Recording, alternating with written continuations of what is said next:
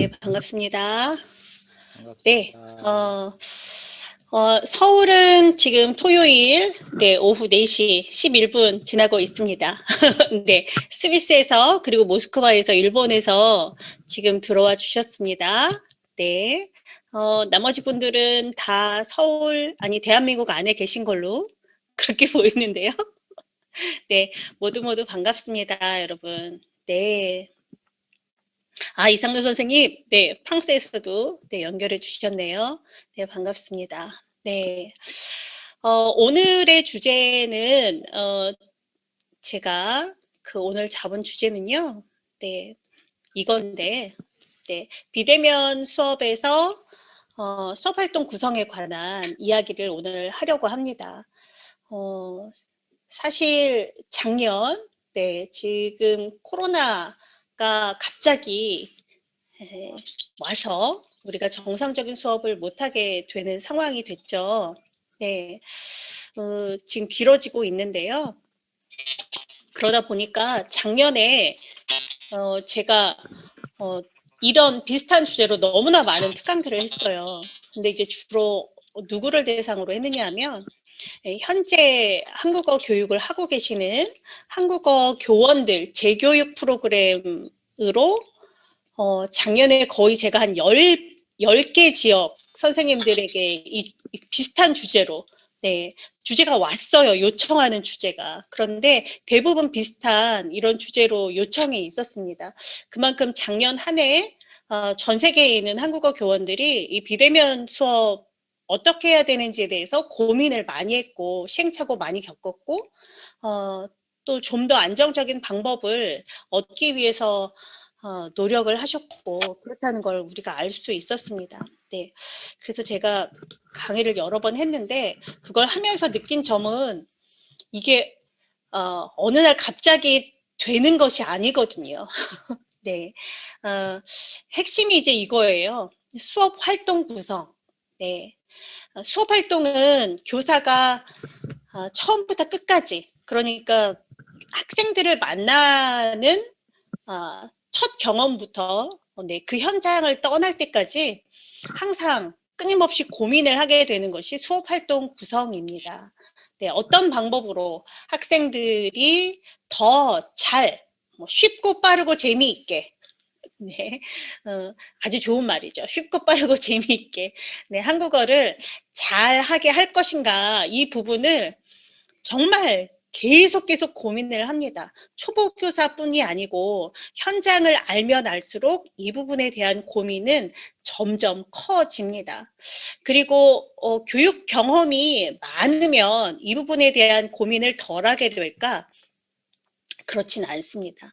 왜냐하면 학생들은 계속 바뀌고 또 경우에 따라서 내가 교육하는 환경이 달라지게 되면 그곳에서는 완전히 초보 교사나 마찬가지가 되기 때문입니다. 그래서 이 수업 활동 구성에 대해서는 정말 끊임없이 고민을 하게 되는데 이게 어느 날 갑자기 안 되기 때문에 많은 훈련이 필요합니다. 그러니까 많은 경험을 쌓아야 이런 활동들을 잘 진행할 수 있게 된다는 거죠. 그래서 제가 이런 내용을 누구보다도 먼저 지금 아직 과정 중에 있는 우리 한국어학부 네, 재학생들이 이런 것에 대해서 먼저 알았으면 좋겠다 이런 생각을 했습니다. 그래서 오늘 제가 여러분에게 말씀드리는 내용은 여러분을 위해서 준비한 수업은 아닙니다. 제가 여러 곳에서 했던 강의 중에 가장 기본적인 것만 지금 추려서 오늘 말씀을 드리려고 해요. 그래서 오늘 내용을 바탕으로 해서 여러분들께서 개별적으로 또 공부의 구체적인 설계는 해 나가셔야 할 것 같습니다. 네. 자, 오늘 얘기를 시작해 보도록 하겠습니다. 네, 이제 왜 우리가 이 비대면 환경에서의 수업 활동에 대해서 고민을 하느냐. 네, 아까 제가 서두에 코로나 때문에 라고 말씀드렸는데요. 과연 코로나 때문에 갑작스럽게 수업 환경이 변했을까? 네. 많은 분들이 그렇게 생각하세요. 코로나 때문에 우리가 원격 수업을 하게 됐다. 뭐 이렇게 얘기하지만 여러분이 지금 재학하고 계시는 사이버 한국 외국어 대학교는 벌써 네. 2004년부터 온라인 교육을 했잖아요. 네. 그리고 우리나라의 사이버 대학이라는 대학들이 생겨나게 된 게 이제 20년이 됩니다. 한국의 사이버 대학이 생겨나기 이전에도 온라인을 통한 교육은 있었어요. 네. 왜 그 사람들은 그 이른 시기에 그런 새로운 수업에 대한 수업을 이제 하게 됐을까?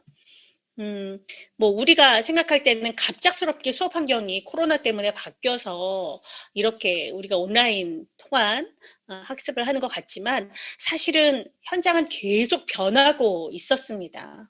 네.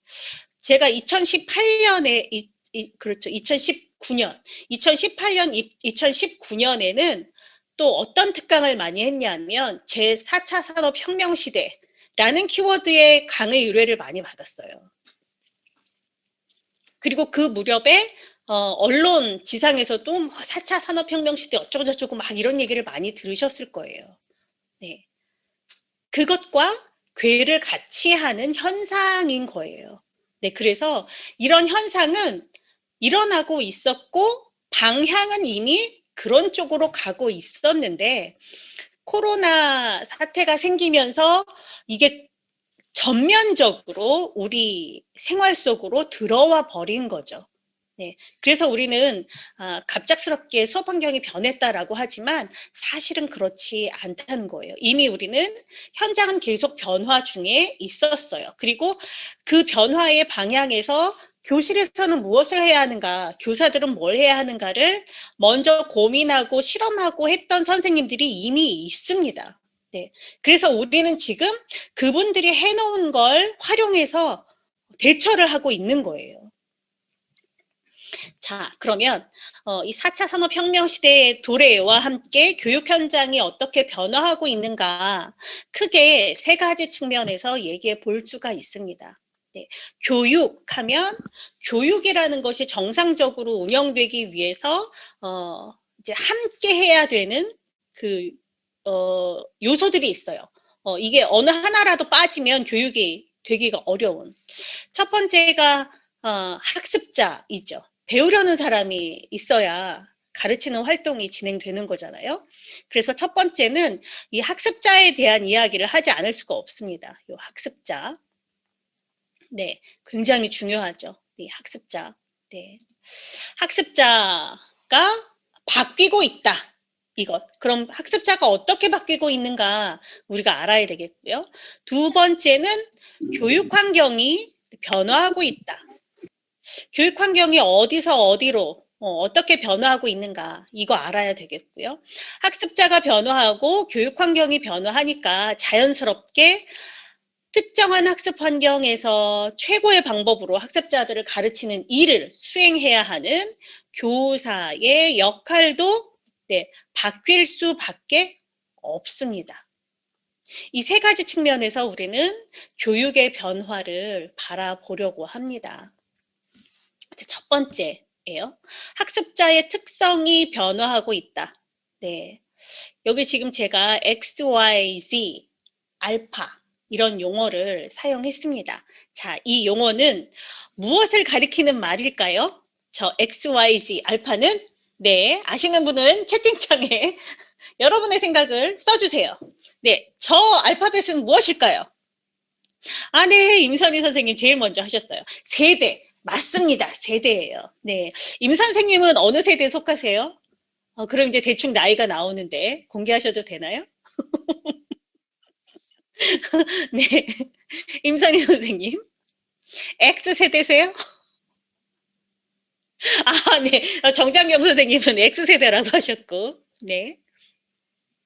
아마 지금 제가 이렇게 사진 올려주신 분들이나 실물을 공개하고 있는 분들 이렇게 보면 X세대가 제일 많으실 거라는 생각이 들어요. X세대. X세대 이전의 분들은 뭐라고 해요? 네.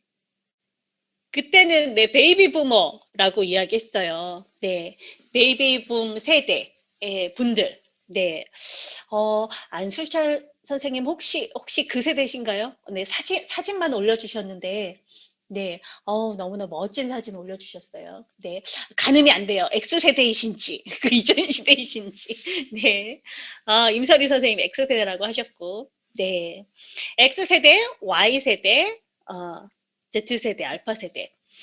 우리가 관심을 이제 갖고 살펴봐야 하는 세대는요, 바로 여기에요. 네. Z, 알파, 이 세대입니다. 이 Z세대에 대해서 좀 들어보셨어요? 작년, 재작년에 엄청나게 이 우리나라 마케팅 분야에서 Z세대를 모르면 살아남을 수가 없다 이런 얘기가 있을 정도로 Z세대가 누구냐 이거를 분석을 많이 했어요. Z세대. 네. 그래서 마케팅 분야에서는 Z세대의 연구가 굉장히 많이 돼 있습니다. 네. 자, Z세대에 대해서 좀 알고 계시는 분, Z세대의 특성을 좀 나열해 주실 수 있어요? 내가 알고 있는 Z세대들 또는 내가 알기로 Z세대들이 이런 특성이 있다더라. 네. 아시는 분들은 정보가 있으신 분들. 네. 지금 뭘 찾고 계시나요? 네네네네네. 아는정 선생님, Z세대는 몇 년 이후 출생한 사람들인가요? 네, 지금 대학생들 생각하시면 돼요. 대학생들부터. 네. 네, 지금 많이 올라오고 있어요. SNS 소통, 온라인을 통해서 해결하는 세대. 맞습니다. 디지털. 네. 트렌드에 민감하다. 그렇죠. 네. 음성보다 문자로 소통하는 세대. 장 선생님. 네. 그래요? 음성보다 문자로 소통하나요? 네, 그거는 거의 Y세대인데요. 네, 네. 자, 그 그림을 하나 보여드릴게요. 네. 제가 다른 특강에서 많이 사용했던 그림인데, 네, 제가 지금 화면을 좀 줄이고, 네.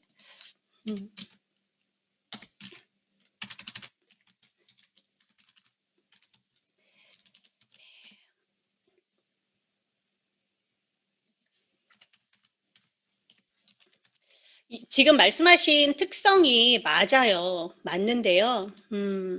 그 Z세대에 대한 특성을 간단한 그림으로 표현하기도 하고 굉장히 복잡한 그림으로 표현하기도 합니다.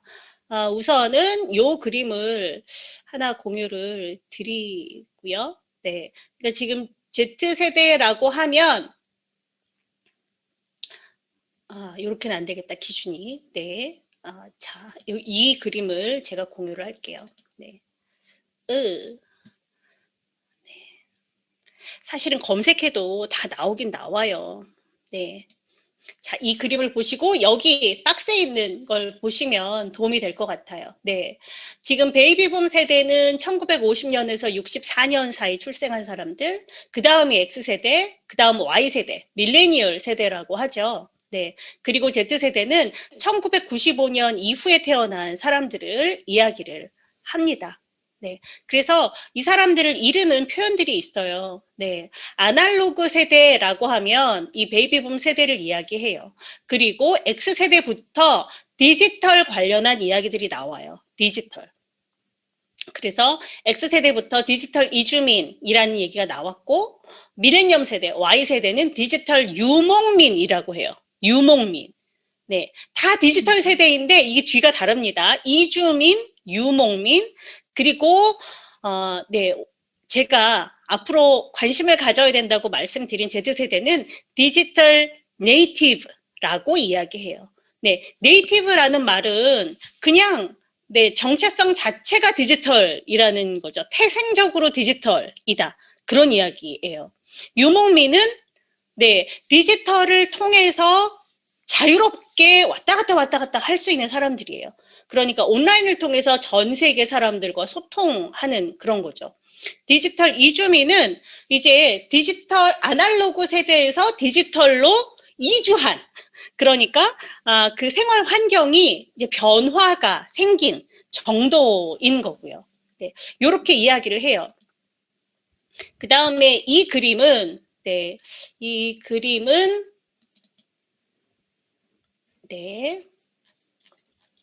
이 그림에서는 이제 X세대와 Z세대를 Z세대와 알파세대를 더 자세한 기준으로 지금 분류를 하고 있습니다. 네, 이 사람들은 뭐 예를 들면 이렇게 차이가 나요. 네, 대학교에서 학위를 몇 개나 취득할까? 몇 퍼센트나 대학교를 졸업하나 이런 건데요. 네, X세대는 4분의 1, Y세대는 3분의 1, Z세대는 2분의 1 이상이 대학교 교육을 받을 것이라고 그렇게 생각을 하고 있어요. 알파 세대 같은 경우에도 거기 이제 특징들이 나와요. 요게 우리의 관심사인데요. 요 부분 뭐냐면 어떤 방법으로 그 사람들과 관계 맺기를 하는 것이 좋은가에 관한 특성이에요. 예, Z세대의 큰 특징은 영상물을 통해서 정보를 취득하고 상호작용을 한다는 거예요. 그래서 비주얼이 큰 특성이에요. 그래서 제가 아까 장대적 선생님이 문자로 소통하는 세대라고 해서 제가 그거는 아닌데요 라고 말씀드렸던 거예요. 영상물을 통해서 정보를 습득하고 영상으로. 요즘 이 Z세대는 문자보다는 화상통화 하잖아요. 바로 켜서. 네.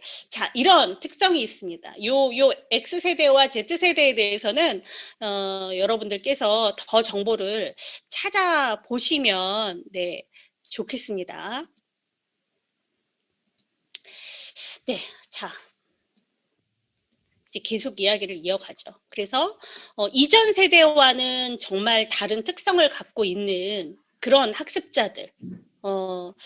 그러니까, 기본적으로 상호작용을 할 때 편하게 생각하는 것이 사람들과 미디어, 디지털 기반해서 상호작용을 하고 또 글자를 읽는 것보다는 영상을 통해서 정보를 파악하려고 하고 뭐 이런 것들이죠. 네.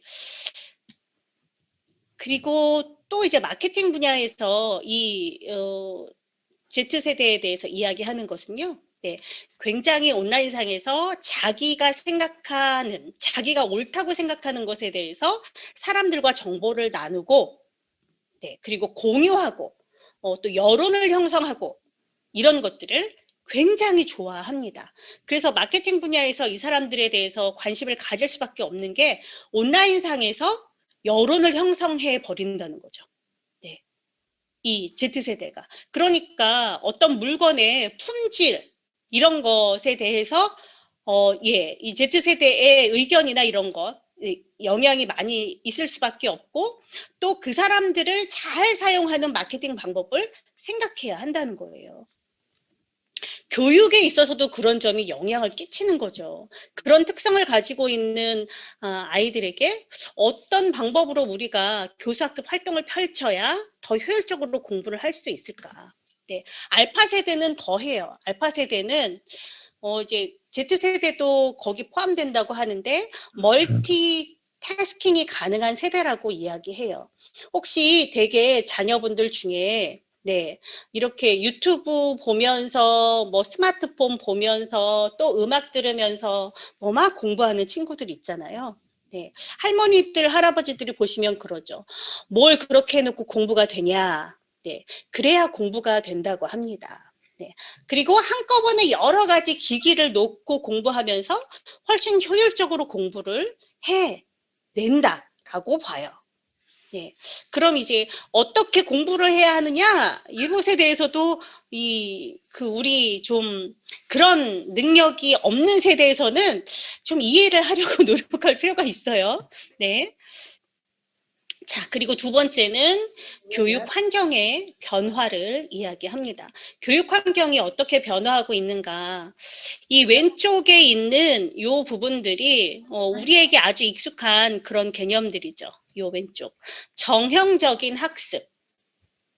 정형 학습은 형태가 고정되어 있는 그런 교육을 이야기해요. 학교 교육을 딱 생각하시면 돼요. 학교 교육이라고 하면 자, 학교에 가야 해요. 학교에는 뭐가 있어요? 선생님이 있고 학생이 있어요. 교실이 있어요. 그리고 또 뭐가 있나요? 정해져 있는 교육 과정이 있습니다. 네.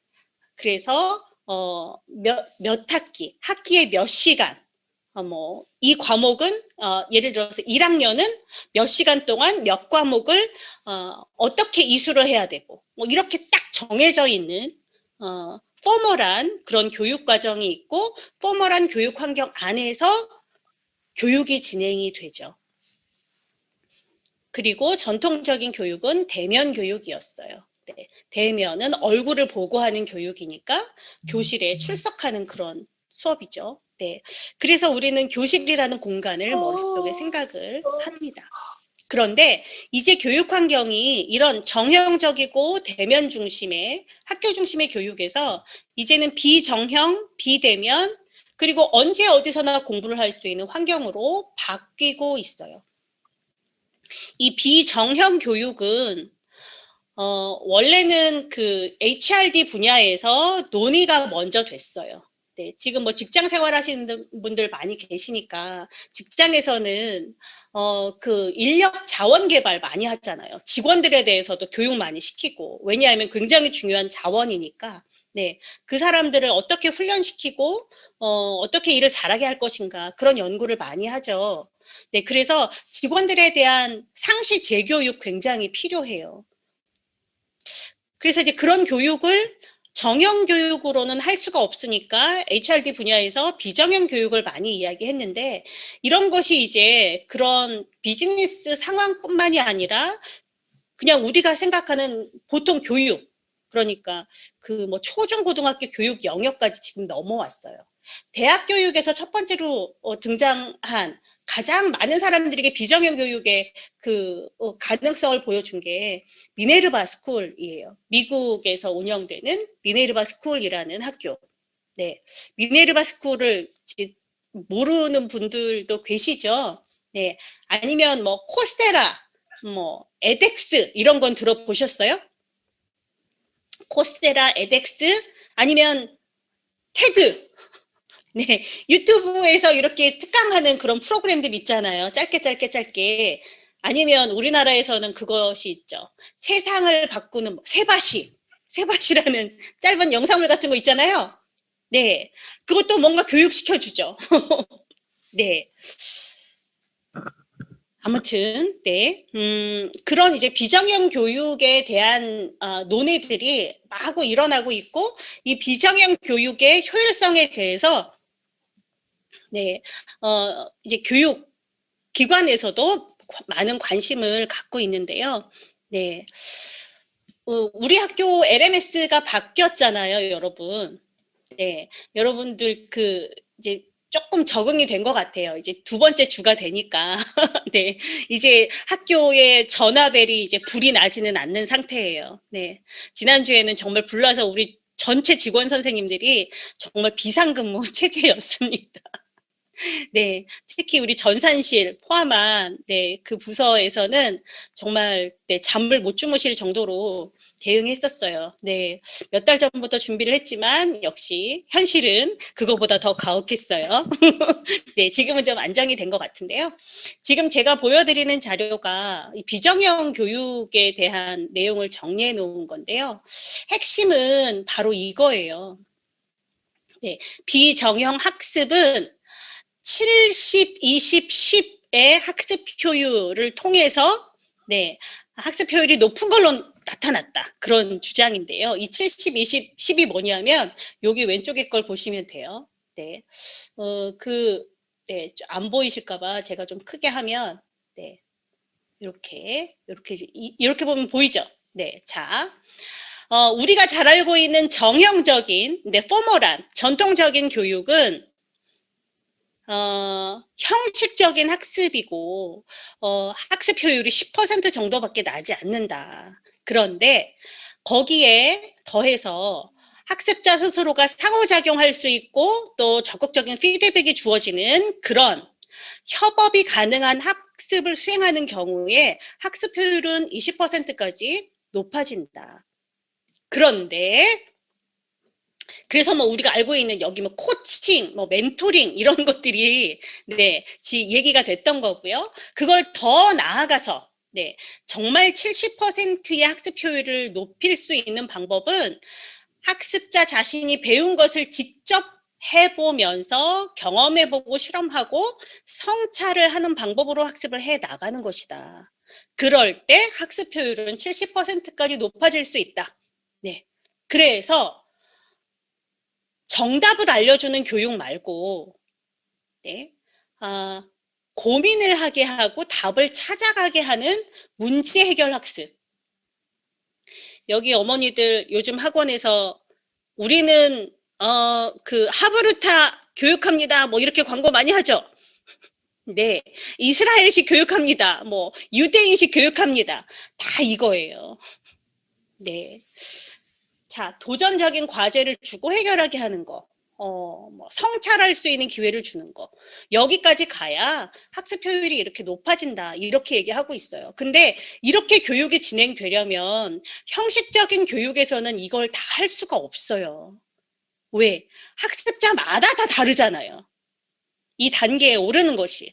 그러니까 이런 식의 그 교육이 되기 위해서는 네, 결국은 비정형 학습으로 갈 수밖에 없다는 거죠. 그 비정형 학습이 뭐냐? 그러면 네, 여기 이제 비정형 학습의 정의가 여기 나와 있는데요.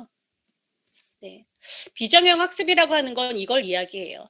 다양한 자원들로부터 매일 경험하고 그 가치와 그 기술과 지식, 태도 이런 것들을 습득하는 학습 프로세스를 말해요.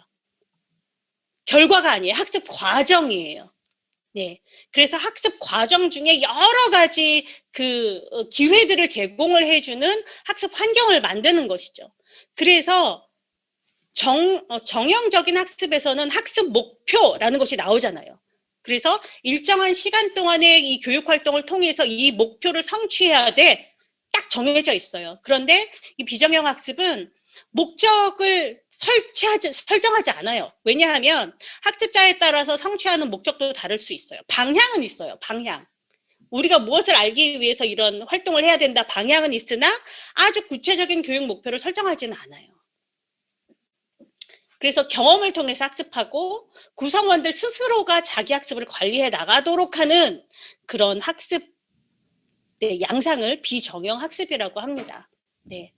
우리 학교 LMS를 개편한 이유가 바로 이 비정형 학습으로 가는 길을 네, 열어 놓기 위해서입니다. 네. 기존의 LMS와 우리 학교가 이번에 선택한 차세대 LMS의 큰 차이는 뭐냐면요. 그 여러분들이 그 학습을 해 나가는 그 길에서 네, 어떤 행위들을 하는지 우리가 다 관찰을 할 수 있어요.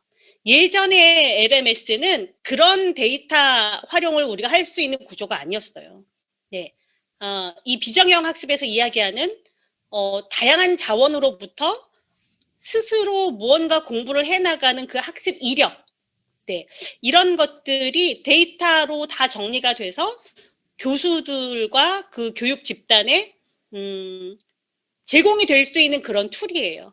그래서 글로벌 스탠다드 LMS라고 저희가 이야기하는 거예요. 이제 글로벌 온라인 교육은 비정형 학습을 할 수 있는 방향으로 가고 있고 이미 미국의 이 비정형 학습을 도입한 많은 대학교들에서는 그 학습자들의 학습 이력, 네, 그걸 추적을 해서 뭘 하고 있냐면 그 학생이 어느 영역에서 문제가 있는지, 어느 영역이 취약한지, 네, 그런 걸 다 분석을 해서 학습자 개별 코칭을 시작했어요.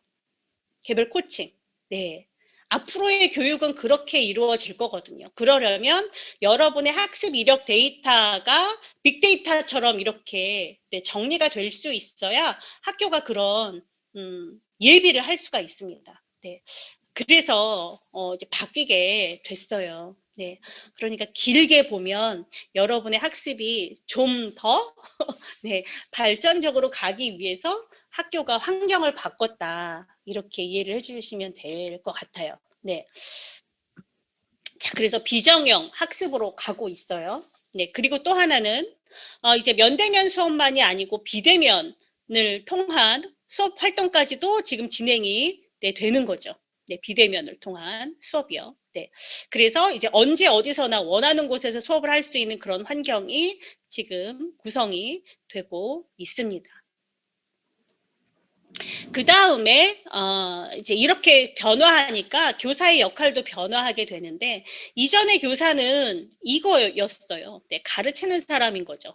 네, 자기가 알고 있는 내용을 학습자들에게 잘 설명해 주어서 잘 이해시키고 네, 그리고 교실 안에서 교사학습 활동을 펼쳐서 학생들이 그 사람을 잘 따라와서 훈련이 잘 되게 네, 리드를 해주는 그런 사람이었어요.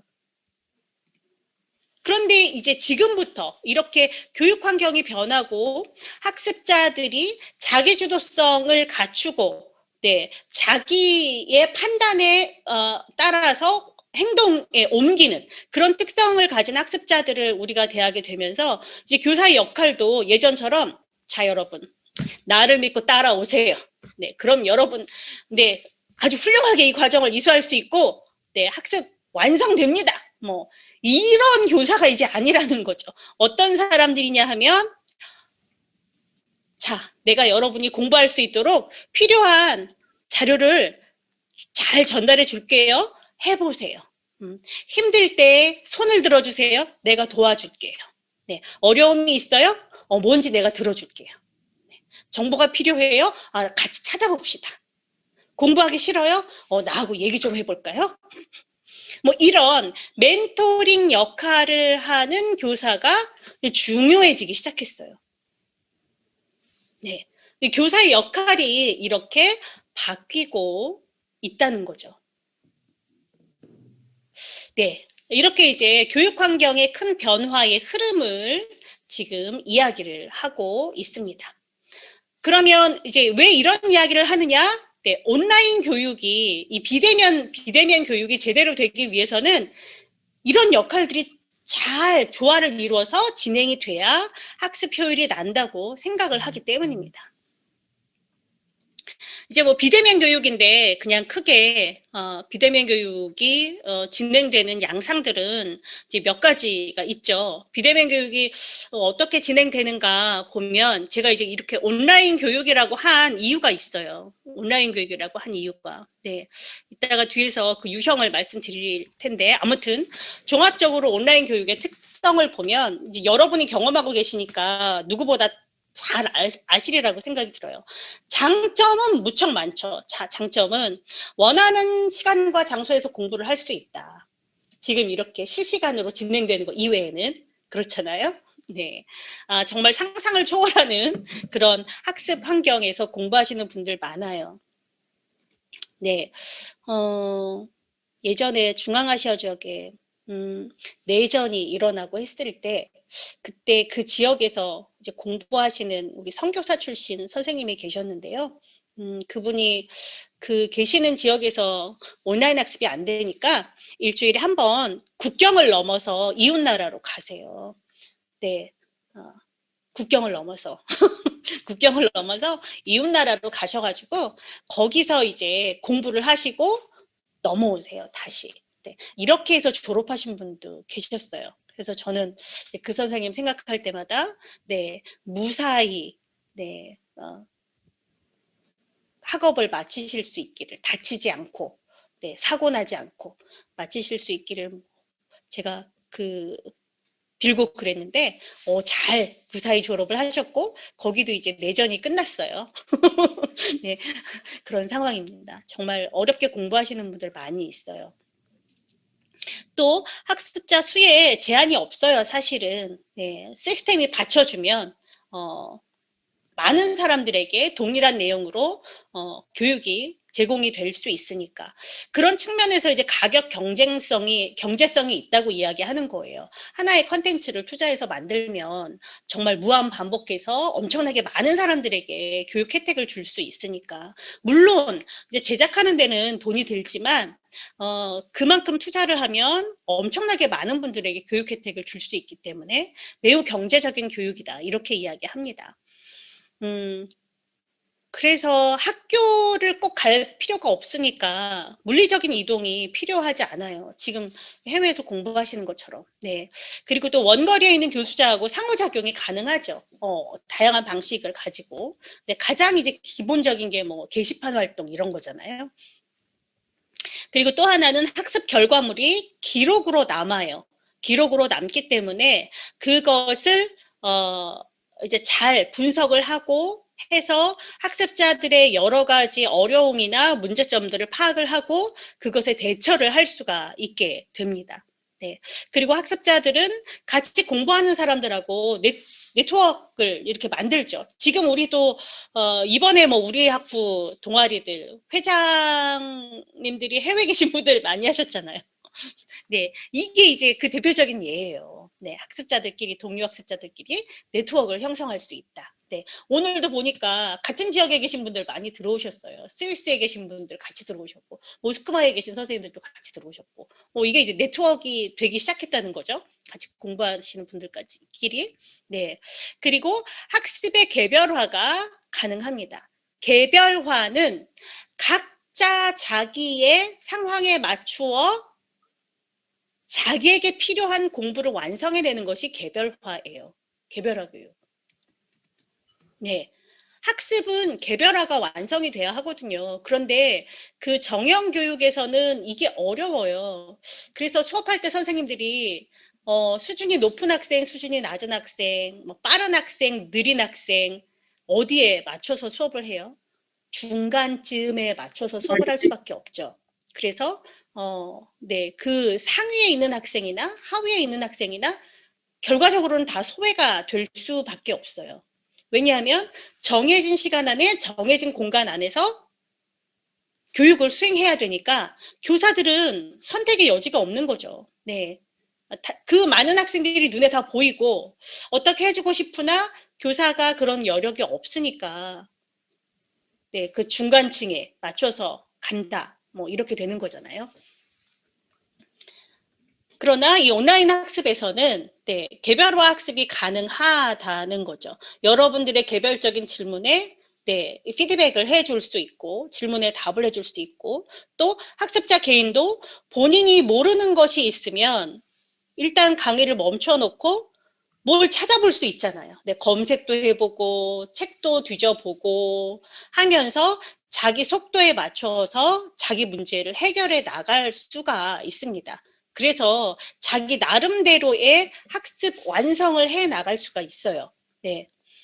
이런 것들이 가능한 이유는 사실은 여러 가지 여러분이 공부하고 계신 온라인 콘텐츠를 기초로 해서 뭐 온라인 학습 게시판이라든지 뭐 모바일 캠퍼스 기타 등등등등 지금 우리가 하고 있는 화상 강의 이런 것도 또 마찬가지고 여러 가지 교육과 관련되는 기술 그걸 에듀테크라고 해요.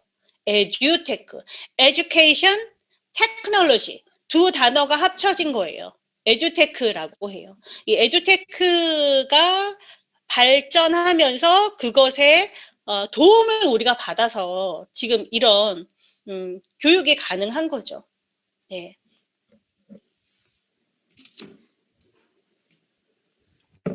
그러나 단점도 있습니다. 여러분이 누구보다도 이 단점에 대해서는 잘 알고 계시잖아요.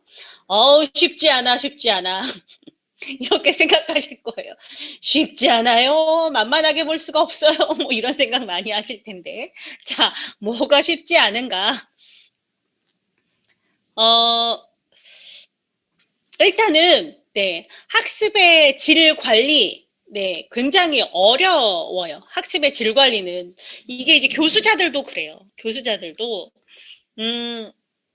학생들에게 개별적으로 처치를 해줄 수 있는 그 방법이 굉장히 제한되어 있어요. 주로 이제 게시판의 QA, 강의 QA를 통해서 진행되고 있잖아요. 물론 거기에 1대1 상담 뭐 이런 툴도 갖추고는 있으나 1대1 상담을 신청하신 분들을 제가 지금 14년째 하고 있지만 한 5, 6번밖에 없었어요. 네, 저희는 굉장히 다양한 통로를 열어놨는데 이용하시는 분들이 그렇게 많지 않아요. 네, 학습자 입장에서도 학습의 질 관리가 어려워요. 네, 뭐냐면 자기 혼자 이게 학습을 책임져 나가야 되는 거잖아요. 네, 출석 기간 다 정해져 있고, 네. 그런데 그걸 이제 누가 옆에서 잔소리도 많이 안 해요. 네, 물론 뭐 우리가 여러분에게 학습 독려를 하는 도구가 있긴 하지만 기껏해야 그게 뭐 쪽지 보내고 이런 거잖아요. 네, 옆에서 누가 어머니처럼 이렇게 잔소리하지 않아요. 교실 수업에서는 선생님들이 대놓고 막 뭐라고 하시잖아요. 네, 왜 과제 안 냈냐, 뭐 공부 안 하냐 이런 잔소리 하지만 우리는 그럴 수가 없으니까 스스로 해 나가야 하기 때문에 학습의 질 관리가 쉽지 않다. 네, 그리고 또 평가의 어려움도 있습니다. 평가. 네, 우리 대학 자체에서도 이 평가에 대해서 고민이 정말 많아요. 그래서 평가를 어떻게 진행해야 하는가, 이 평가의 특히 방법이죠. 평가 방법에 대해서 네, 고민이 정말 많은데 이게 기술적으로 받쳐줘야 되죠. 기술적으로. 지금 이제 교수님들이 중간고사 출제에 들어가셨어요. 이제 중간고사 문제 내라고 그래가지고 언제까지 내세요. 이렇게 또 와서 교수님들 지금 출제를 진행하고 계시는데 그거 할 때마다 저도 정말 고민이에요.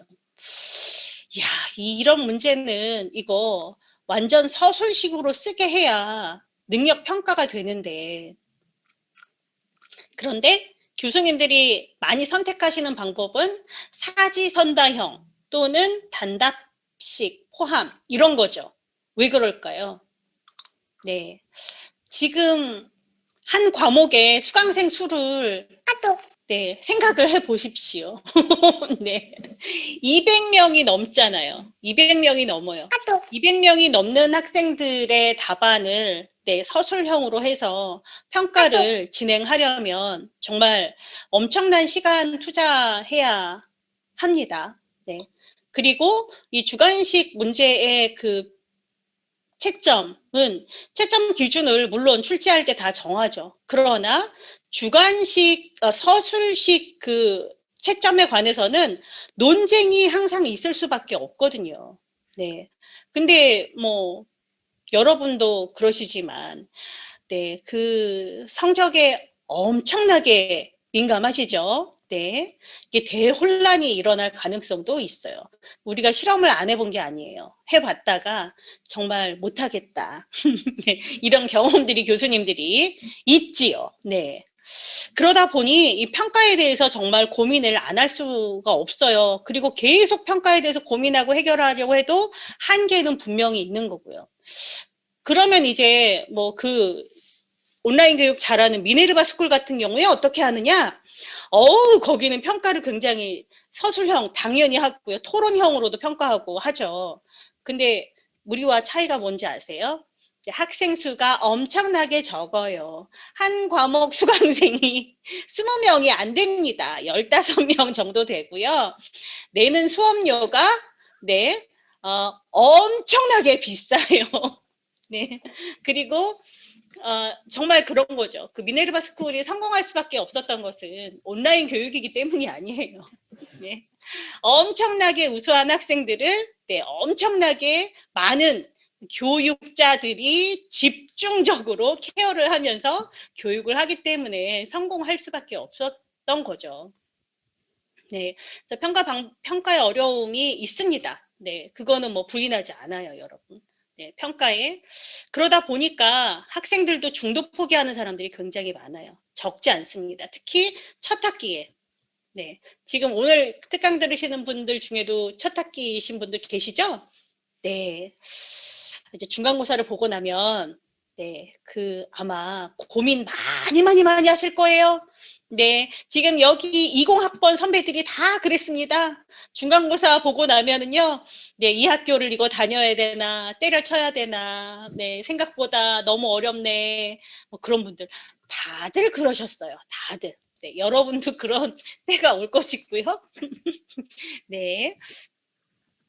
그러나, 네, 혼자 가는 길이 아니므로, 네, 잘 견뎌내실 수 있습니다. 그래서 이제 함께 공부해라 이런 얘기들 많이 하는 거잖아요. 맞아요. 최신정 선생님 첫 학기라 고민이 많으시죠? 이제 중간고사 보고 나면 더 고민이 많아질 거예요. 네, 혼자 고민하지 마시고, 네, 선배들 붙들고, 네, 어떻게 그 난관을 헤쳐갔는지 노하우를 많이 전수 받으세요. 네, 그리고 학습자의 성향에 따라서 학습 성취도가 다르다. 이건 뭐 전통 교육에서도 마찬가지긴 한데 온라인 교육에서는 이 점이 더 커요. 제가 보니까. 네.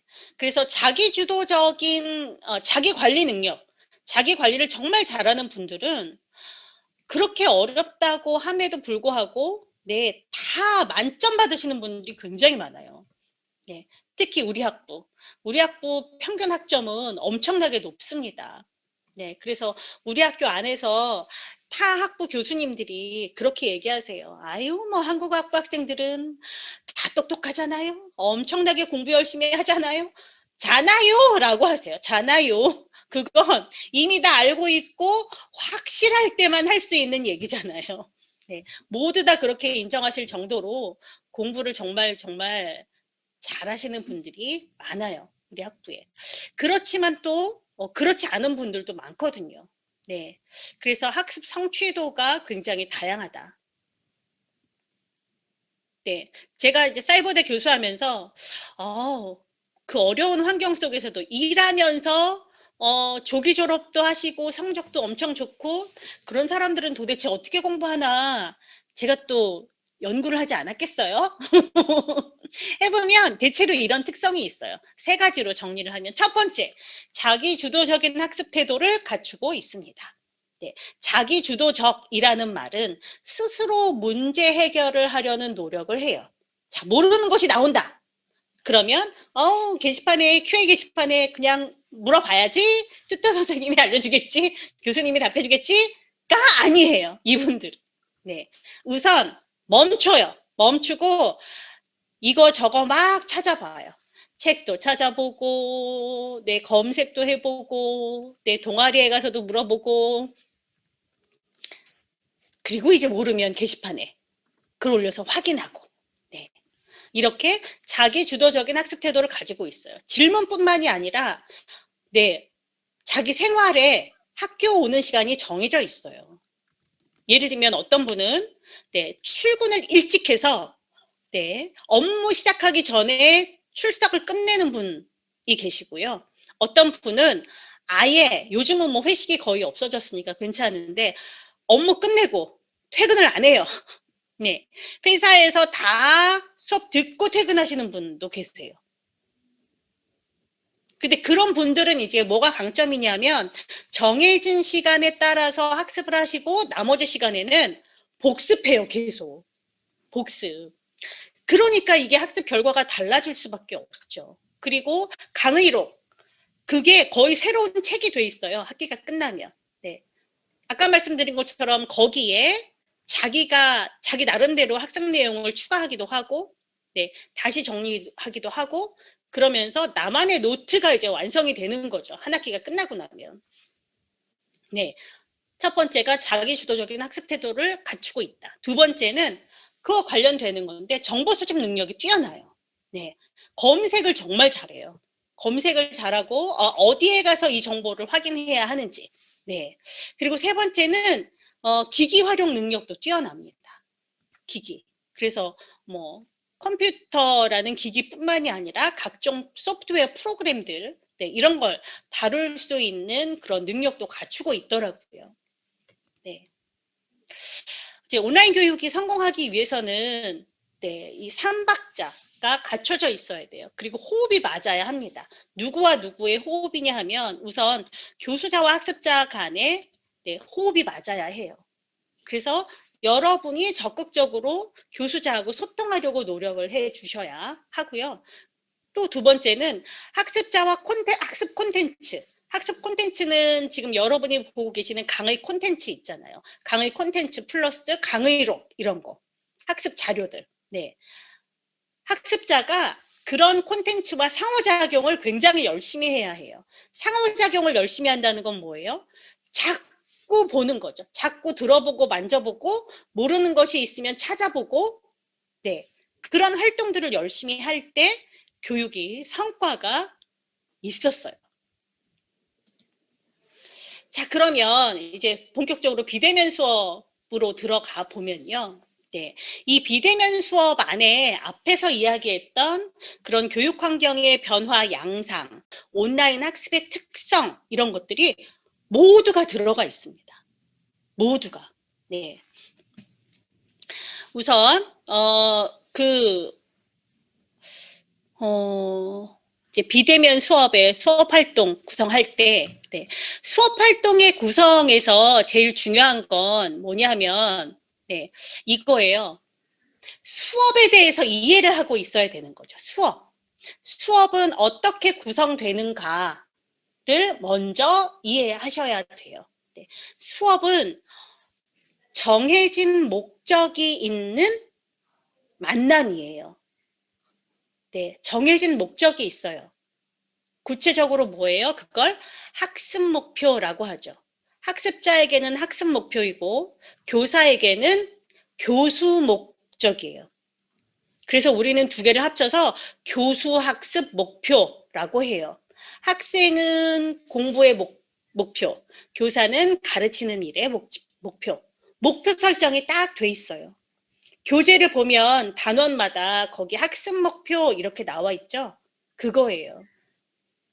그리고 또 뭐가 정해져 있어요? 시간이 정해져 있어요. 네. 몇 분 동안 이 목표를 달성하기 위해서 함께 활동하는 거예요. 함께 활동. 누구와 누가? 가르치는 사람과 배우는 사람이 공동 작업을 해야 돼요. 그게 이제 수업이에요. 수업. 그러면 그 공동의 목표를 달성하기 위한 활동의 순서가 또 있어요. 순서가. 여러분이 기억하시는 수업은 어떤 걸까 궁금해요. 자, 이제 옛날 우리 학교 다닐 때로 생각을 해보세요. 여러분은 앉아 있습니다. 책상에 앉아 있어요. 네, 이제 문이 열려요. 그럼 가르치는 사람이 들어오겠죠. 네, 안녕하세요 하고 들어왔어요. 들어와서 그 다음부터 어떤 일이 진행이 됐던가요? 자, 지난 시간에 뭐 했죠? 어디까지 했죠? 이거부터 체크해요. 네. 그리고 그 다음에는, 자, 오늘은, 자, 교과서 몇 쪽, 자, 여기부터 공부합니다.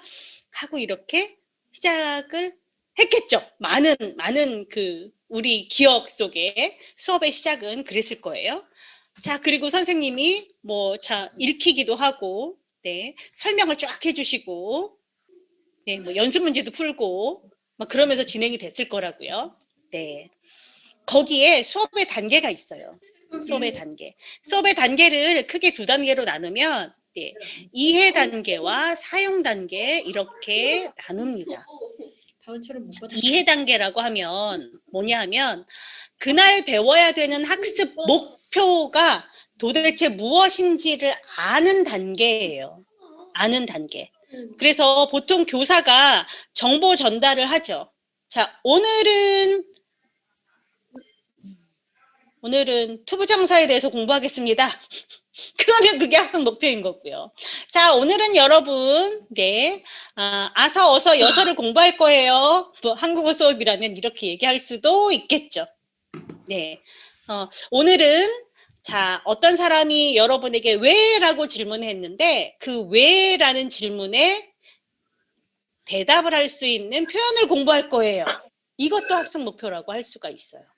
네, 이제 학습 목표를 알려주고 그리고 나서 그것이 어떤 규칙과 방법으로 네, 사용이 되는 건지를 설명을 해주죠.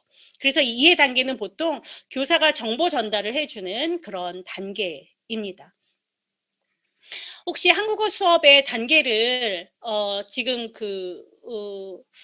공부를 하신 분이라면 더 학습 단계를 네, 나눠볼 수가 있는데요. 어떻게 나눠볼 수가 있냐면 네, 수업의 단계가 수업의 단계는 네, 한국어 수업의 일반적인 단계는 5단계로 말하죠. 도입, 제시, 연습, 활용, 정리. 이렇게 이제 5단계로 이야기를 해요. 네. 어디로 갔나? 네. 없어졌네. 다시 예, 여기 있네요. 네. 자, 도입, 제시, 연습, 활용, 정리. 이렇게 5단계로 이야기를 해요. 이 중에 이해 단계는 도입부터 제시까지의 단계를 이해 단계라고 할 수가 있어요. 네, 이해 단계. 이렇게. 자, 그래서 이 단계에서는 무조건 교사 중심으로 진행이 되죠. 선생님이 정보를 전달해 줘야 하니까요. 정확한 정보를. 네. 그리고 학습자는 이제 어떻게 하느냐 하면 네. 그 교사가 전달해 주는 그 내용 콘텐츠라고 하죠. 네.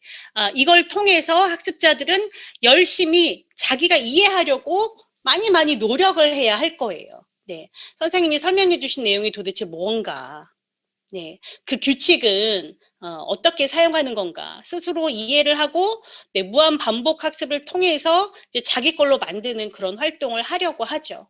네. 그러다 보니까 이 이해 단계를 하기 위해서 적절한 이 비대면 수업은 이제 무엇일까? 비대면으로 진행할 수 있는 수업의 종류 중에 네, 그것을 비실시간 비대면 수업이라고 네, 정의를 할 수 있어요. 네. 여러분께서 이 용어를 네, 잘 이해를 못 하실 수 있어서 제가 별도로 좀 말씀드리면 네.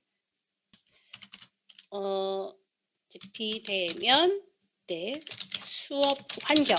네, 비대면 수업 환경이라고 하면 얼굴을 보지 않고 하는 수업 환경인데 크게 이렇게 나눌 수가 있어요. 여러분이 사이버 대학에서 하고 있는 것처럼 네, 100% 비실시간으로 진행하는 거.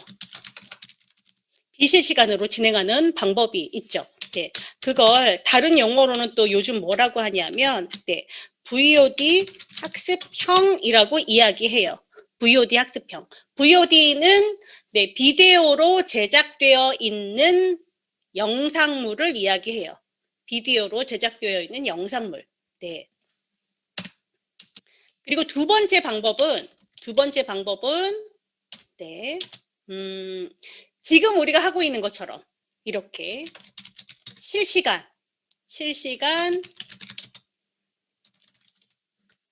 실시간으로 하는 비대면 수업을 이야기할 수 있어요. 그래서 이건 또 VC라는 용어로도 사용이 돼요. VC 학습형. 네. VC는 이게 비주얼 컨퍼런스예요. 그러니까 화상 회의인 거죠. 이게 화상 회의 도구를 가지고 학습을 하는 그런 형태를 이야기하는 거고요. 네. 그 다음에 이 비대면 수업 환경 안에서 또 다른 유형은 어떤 것들이 있느냐 하면 네. 위에 있는 두 가지를 섞는 거죠. 섞어요. 네. 그래서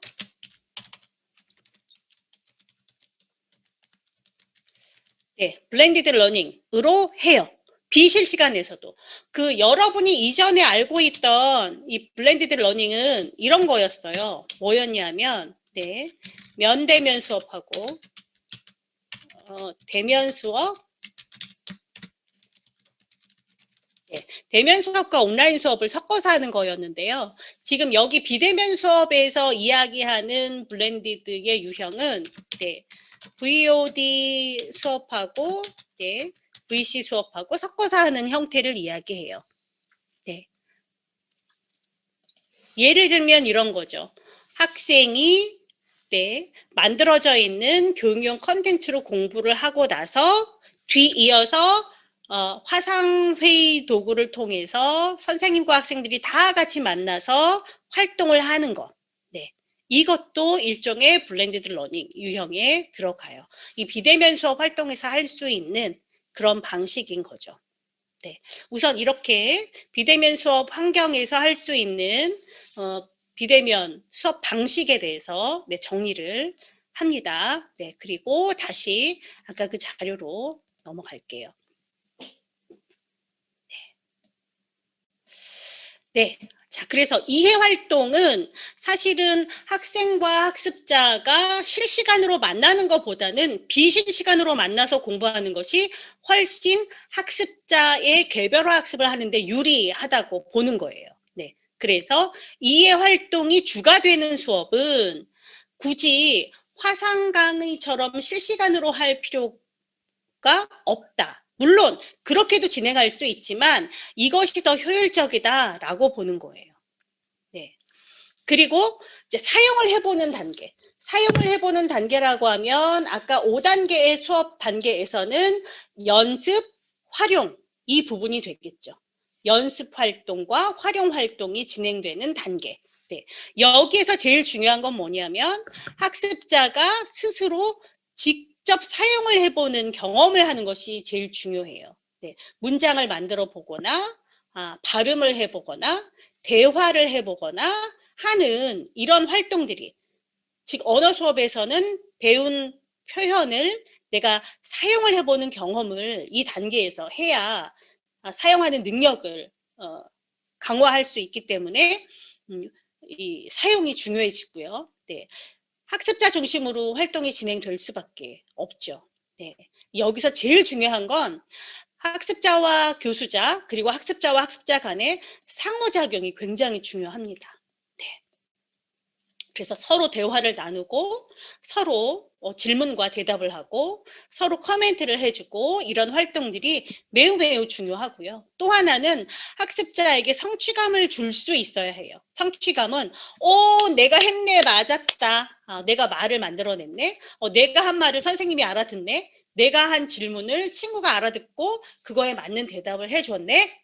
뭐 이런 그 만족감을 느낄 수 있도록 학습 활동이 운영이 돼야 해요. 네.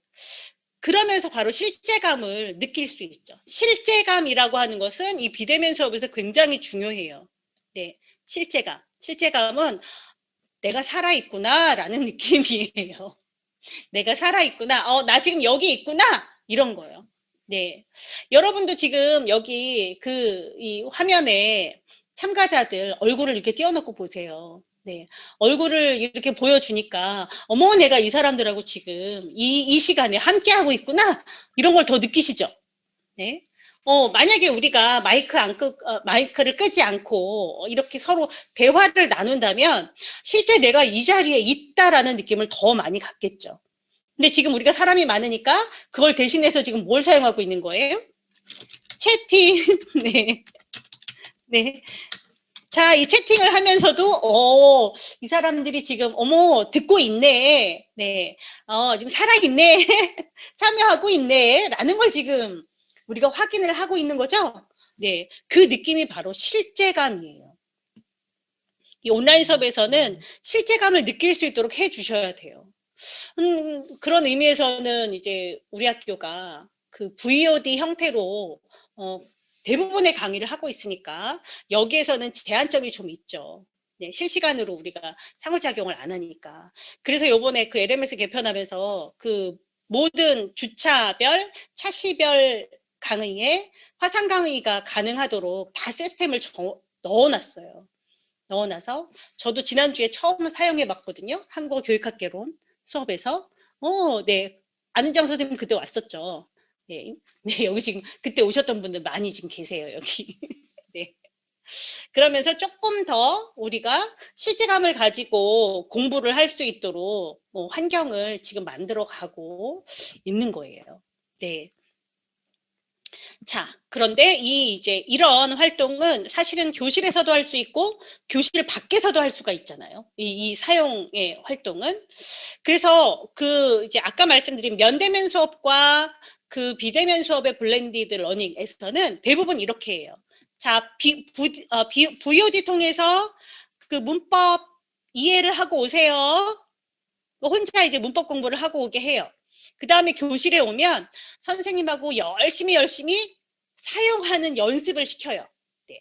이런 방식의 블렌디드를 많이 했어요. 그런데 지금은 우리가 대면을 할 수 없는 상황이니까 교실에서 수행해야 하는 활동을 실시간 화상이라는 도구를 활용해서 진행을 할 수 있다는 거죠. 그래서 사용 단계의 학습 활동은 실시간 비대면 수업으로 진행하는 것이 효율적이다라고 이렇게 얘기를 해주는 거예요. 네, 이제 아까 말씀드렸던 한국어 수업의 5단계로 들어가서 각 단계에서 중점을 두고 해야 하는 그 비대면 수업 활동에 대해서 말씀을 드리면, 자, 도입과 제시는 아까 말씀드린 것처럼 이제 그 학습 내용을 이해하는 단계라고 말씀드렸잖아요. 네, 그래서 VOD 콘텐츠를 가지고 학습자가 자기 속도에 맞춰서 비실시간으로 공부를 할 수 있도록 이제 유도를 해라라고 말씀을 드렸고, 네. 그 다음에 이제 연습 단계. 연습 단계는 크게 또 2단계로 이렇게 나눌 수가 있어요. 네. 한국어 수업의 단계에 대해서 공부를 하신 분들은 당연한 이야기이고, 요번에 이제 1학기로 아직 한국어 수업의 단계가 어떻게 되는지 모르는 분이라면, 뭐 연습 단계가 또 2개가 있어? 궁금하실 거예요. 네. 네. 이 통제된 연습이라고 하는 것은, 그 선생님이 만들어준 연습 문제 가지고 연습을 진행하는 활동을 이야기해요. 그러니까 맞다 틀리다가 그 자리에서 판가름이 될 수 있고, 네. 아주 쉽게는 그거죠. 교과서에 있는 연습 문제 가지고 우리가 연습을 한다라고 생각하면 돼요. 근데 교과서에 있는 연습 문제는 뒤에 정답이 이렇게 노출되잖아요. 그래서 누구한테 시키든 답이 정해져 있죠. 네. 그런 연습 활동을 진행하는 것이 통제된 연습이고, 그 단계가 잘 되면 그 다음에는 유의미한 연습이라고 해서 배운 표현을 가지고 학생 개개인이 자기 환경에서 할 수 있는 대답을 하도록 연습시키는 활동이에요. 그러니까 이건 정답을 알 수가 없어요. 왜냐하면 학생이 대답을 어떻게 하느냐에 따라서 내용 구성이 달라지니까. 그래서 교과서에는 이런 유의미한 연습 문제가 거의 없어요. 왜? 정답을 노출할 수 없기 때문에. 네. 그 유의미한 연습에 가까운 걸 제공하고 있는 교과서는 세종학당 교재. 세종학당 교재에는 그 유의미한 연습이 있어요. 네. 있어요. 그런데 통제된 연습 바로 아래 이제 그런 게 나오긴 해요. 네. 그래서 연습 단계, 활용 단계, 여기가 이제 아까 이야기했던 네, 사용 단계를 이야기하는 거예요. 자, 여기서 우선 통제된 연습 단계에 대해서 보면요. 네. 자, 통제된 연습에서는, 네. 네. 통제된 연습에서는 우선, 네. 정확한 피드백을 주는 것이 여기에서는 필요해요. 왜냐하면 규칙에 맞게 표현을 사용했느냐, 그렇지 않느냐, 이것을 피드백을 줘야 학생이 잘못했을 때 규칙을 다시 생각하고 바르게 문장 구성을 해낼 수 있으니까 이 단계에서는 정확한 피드백 주는 게 매우 중요합니다. 그래서 진행하는 방법도 정확한 피드백을 줄 수 있는 거여야 해요. 그러니까 만약에 이 비실시간 비대면, 즉 온라인 콘텐츠로 만들어져 있는 학습 자료를 가지고 진행을 한다면 통제된 연습까지는 할 수 있어요. 이게 이제 여러분이 지금 사이버 대학에서 듣는 과목 중에 지금 여기는 한국어 교육 전공이니까 여러분들이 경험할 수 있는 활동은 저런 거 있죠. 뒤에 왜 평가하기 이런 문제들 나오는 거죠. 평가하기. 그러면 1, 2, 3 중에 하나를 이렇게 답을 여러분이 클릭해야 되잖아요. 그러면 뭐 맞았습니다, 틀렸습니다 이런 거 나오죠. 네, 그렇게 컨텐츠 안에 네, 퀴즈 같은 걸 넣을 수 있는 프로그램이 HTML이라는 그 프로그램이 있어요. 그래서 HTML 형식으로 연습 문제가 포함되어 있는 콘텐츠 같은 경우에는 학생들이 그 연습 문제를 풀면서 규칙을 익혀 나갈 수가 있어요. 네, 여러분이 한국어학부의 한국어교육 전공 말고 예를 들면 영어, 중국어, 일본어 학부의 과목을 들으신다면 거기에 HTML5 그 기능이 들어간 연습 문제를 더 많이 경험하실 수 있어요. 근데 만약에 그거 안 하고 계신 분은 어디에서 이런 거 확인해 볼 수 있냐면 누리세종학당이라고 있어요. 누리세종학당. 네, 누리세종학당에 가면 누리세종학당에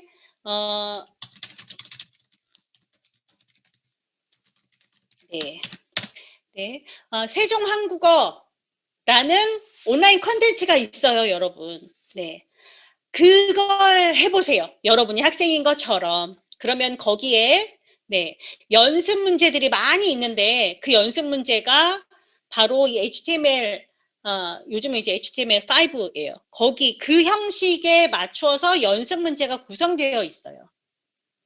여러분 자녀분들 중에 혹시 영어학원 다니는 친구들은 요즘 영어학원에서도 온라인으로 공부시키잖아요. 거기 연습 문제들이 다 HTML5 기반이에요. 네, 그래서 애들이 뭐 영어학원 온라인 컨텐츠로 뭐 연습 문제 한다 그럼 가서 한번 들여다보세요.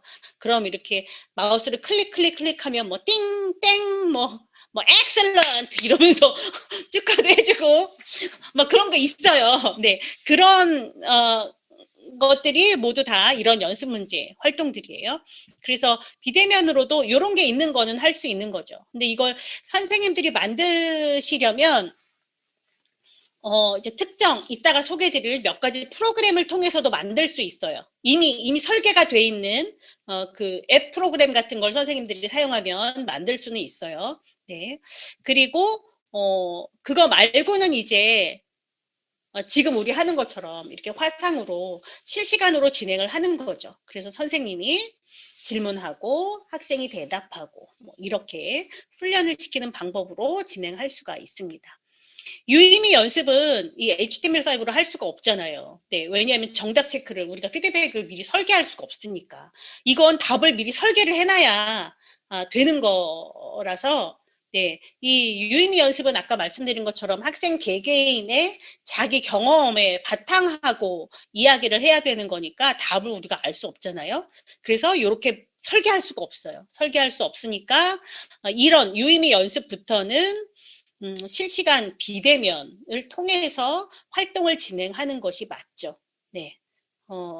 그래서 단계는 먼저 선생님이 학생과 이렇게 하는 연습 활동으로 진행하시고 그게 잘 되면 그 다음에는 학생이 다른 학생에게 질문하고 상호작용할 수 있는 방법으로 이렇게 진행을 하시면 돼요. 자, 연습이 끝나고 나면 그 다음이 활용인데 활용은 이제 수업의 단계를 아시는 분은 아시겠지만 크게 보면 활용은 연습인데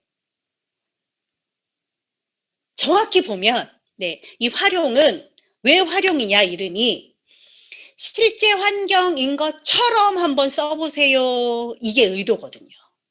그러니까 교실 밖에서 한국 사람을 만났을 때 이런 상황에 여러분이 놓일 때 자, 지금까지 배운 한국어를 사용해서 어떻게 대화를 나누겠어요?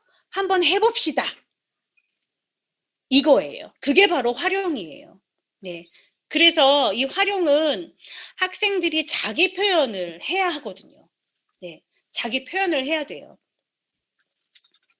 그리고 또 뭐 혼자 할 수도 있지만 짝 활동으로도 할 수 있고 그룹 활동으로도 할 수 있고 그래서 이 활용은 절대적으로 학습자가 자기 표현을 하고 그것을 다른 동료들과 공유할 수 있는 기회로 삼는 게 제일 좋아요. 그래서 만약에 실시간 비대면으로 진행한다면 이제 학생들이 함께 뭔가 결과를 만들어낼 수 있는 여러 협업 활동을 할 수 있는 앱들이 많아요. 이따가 제가 소개해 드릴 건데 그런 앱에 선생님이 뭔가 활동을 만드셔가지고 그걸 학생들이 할 수 있도록 이렇게 펼쳐주시면 네, 돼요, 여러분.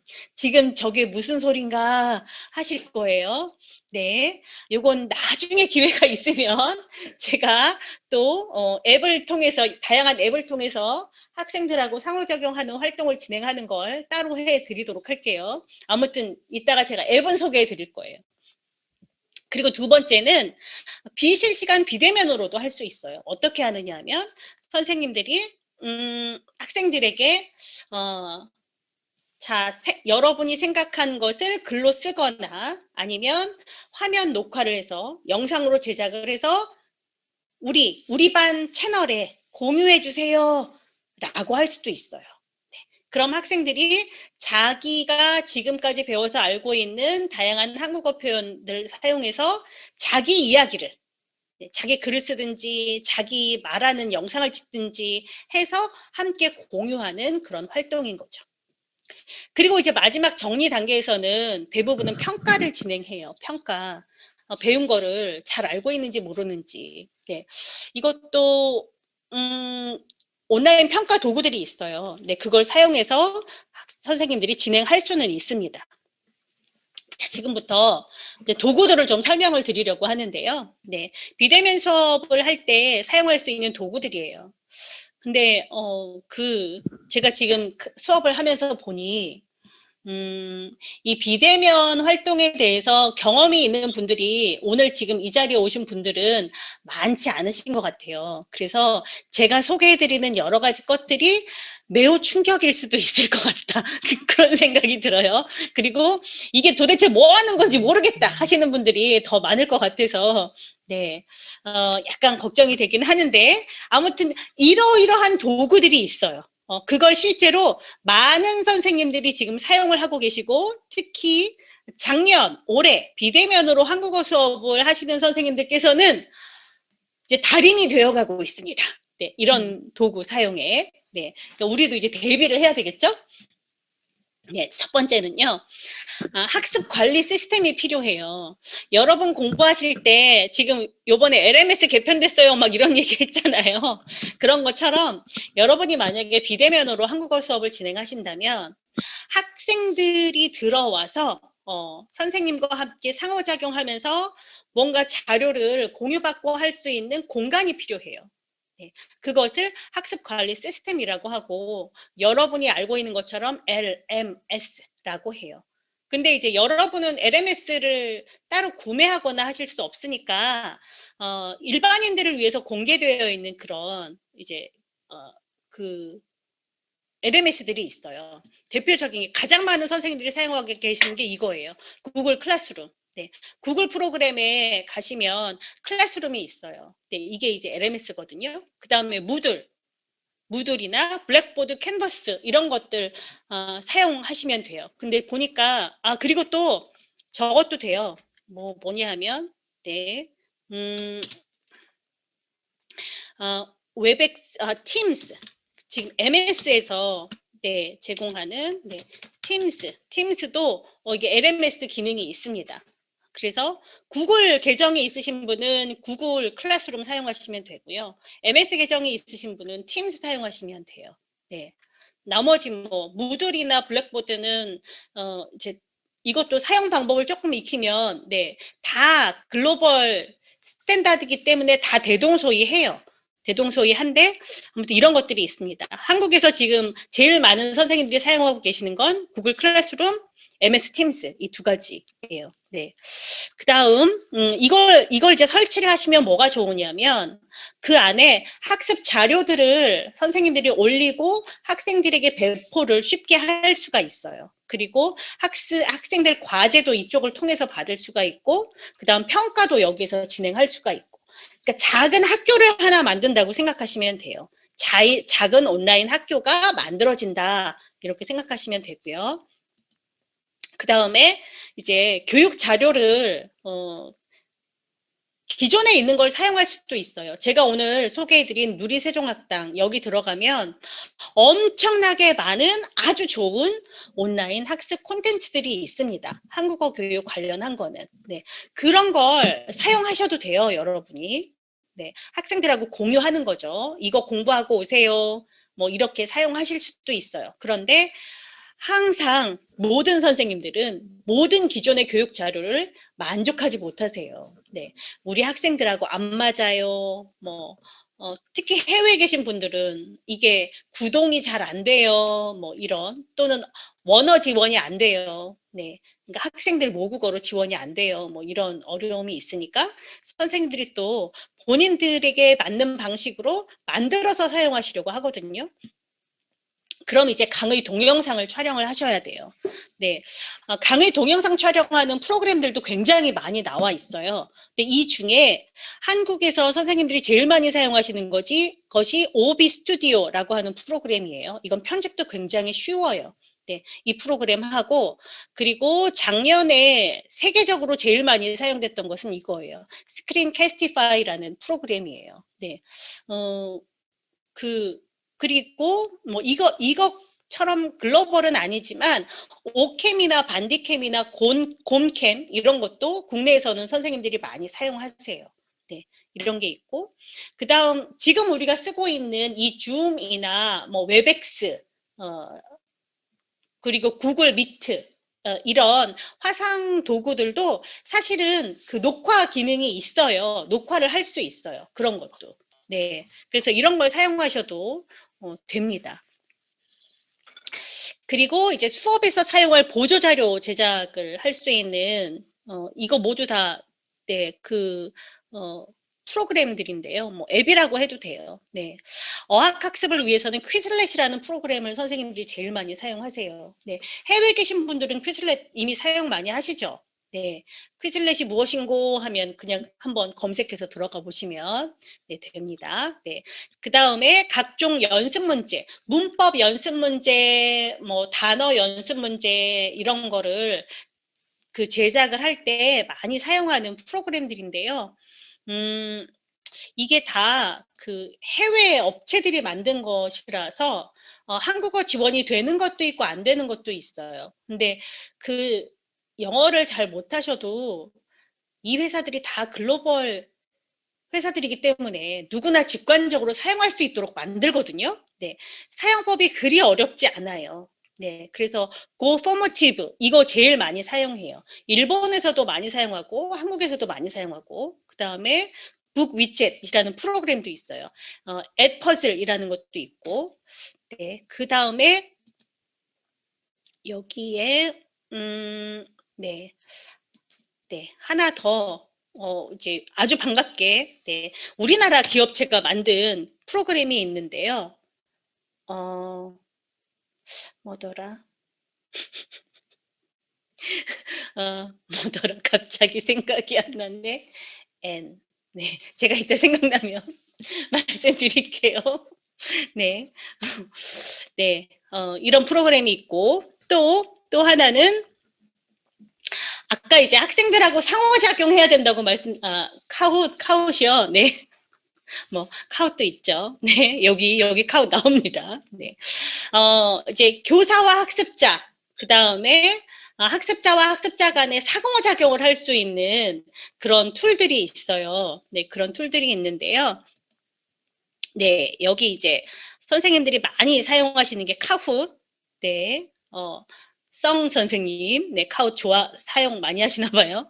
카훗하고 이제 멘티미터, 소크라티브 이런 것이 있어요. 이거는 이런 거죠. 선생님이 이런 툴들 안에 질문을 만들어 놓으세요.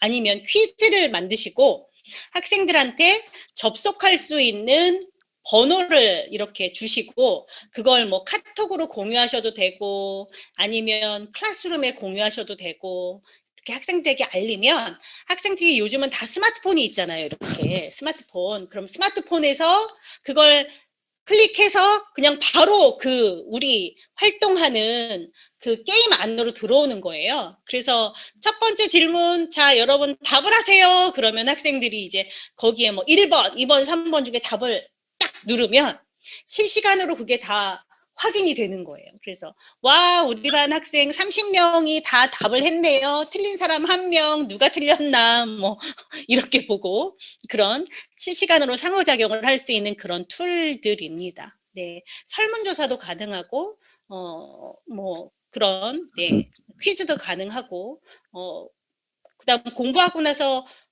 내용 이해 체크 그런 것도 할 수 있는 거죠. 이걸로. 네, 읽기 공부를 하고 나서 자, 내용 파악 여러분 얼마나 잘했는지 우리 한번 확인해 볼까요? 라고 하면서 그렇게 진행을 할 수도 있습니다.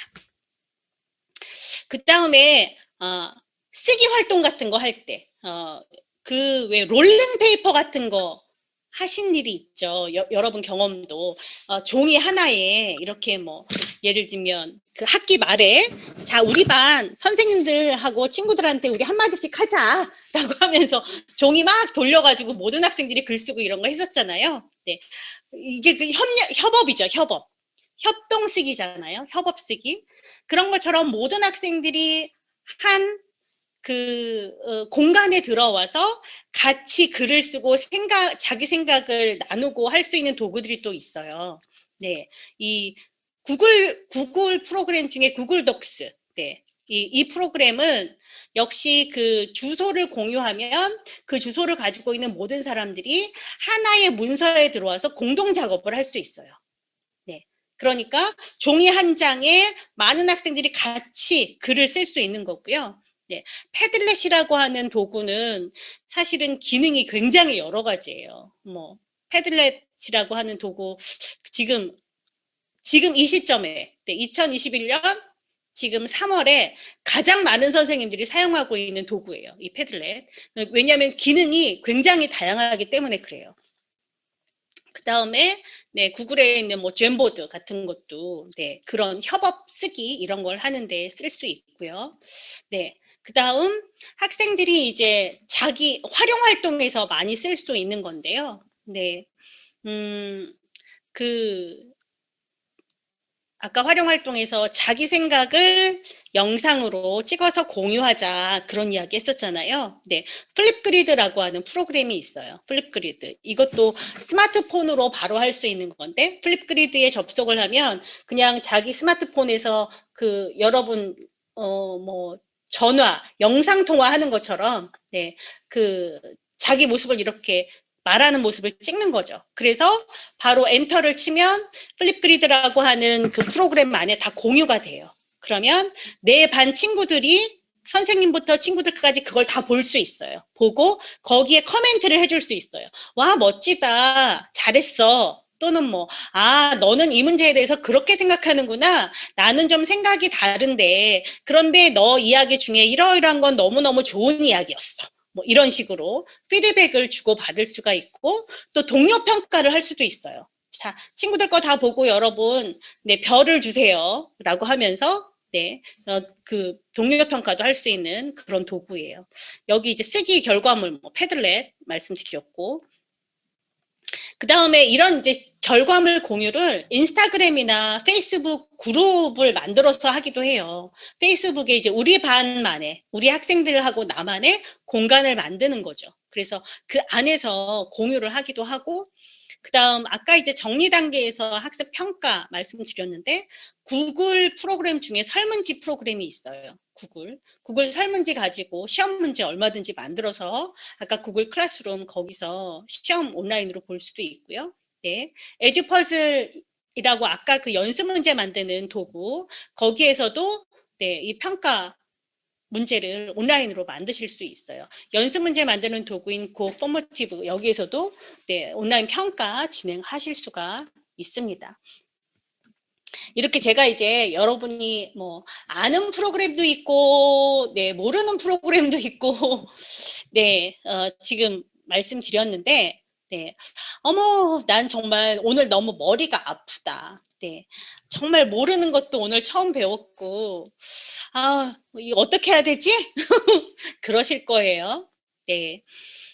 오늘 우리 주제가 이제 비대면 수업을 위해서 교사가 이해하고 준비해야 되는 것, 이런 주제이니까 우리가 이제 결국은 교사의 역량 개발을 위해서 이런 논의들이 지금 필요한 거거든요. 교사 역량 개발.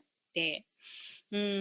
역량 개발을 위해서 이제 여러 뭐 얘기를 드릴 수가 있는데요. 이 비대면이기 때문에 그냥 면대면 수업과는 다른 부분에서 중요한 것들이 있어요. 네. 물론 제가 앞에서 이제 여러 가지 도구 사용 이런 거 말씀드렸지만 그것보다 더 중요한 게 있어요. 그러나 우리나라에서 지금 너무나 등한시하고 있는 거. 네. 그러나 다양한 글로벌 인재들을 교육해야 되는 한국어 선생님들은 꼭 알아야 되는 거. 네. 바로 이거예요. 네, 첫 번째인데요. 네. 디지털 리터러시에 대해서 이해를 하는 것입니다. 네. 디지털 리터러시를 처음 들어보신 분도 계시겠죠. 네. 지금 우리가 디지털 기반한 교육을 하면서도 그리고 지금 뭐 비대면 교육 하면서도 이 디지털 리터러시 교육을 지금 너무 안 하고 있어서 사실은 심각해요. 네. 자, 개념만 제가 그림으로 그냥 보여드릴게요. 네. 여러 그림이 있는데 저는 이 그림을 좋아해요. 이 그림으로 선생님들과 디지털 리터러시에 대해서 좀 얘기를 하려고 하는데요. 너무 작네. 네. 일단은 제가 이걸 공유를 하고 키워볼게요. 네.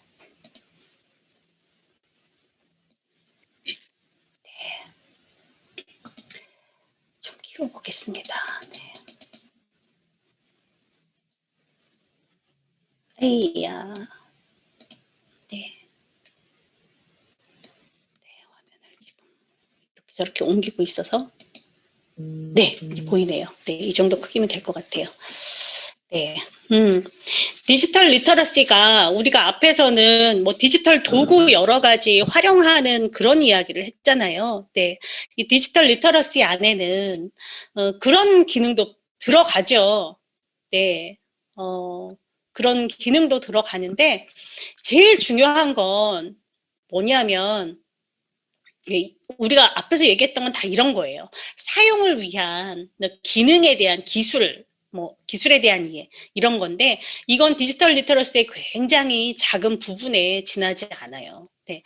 더 중요한 건 어떤 것이냐면 디지털을 활용하는 상황에서 우리는 사람들과 함께 상호작용을 하고 있어요.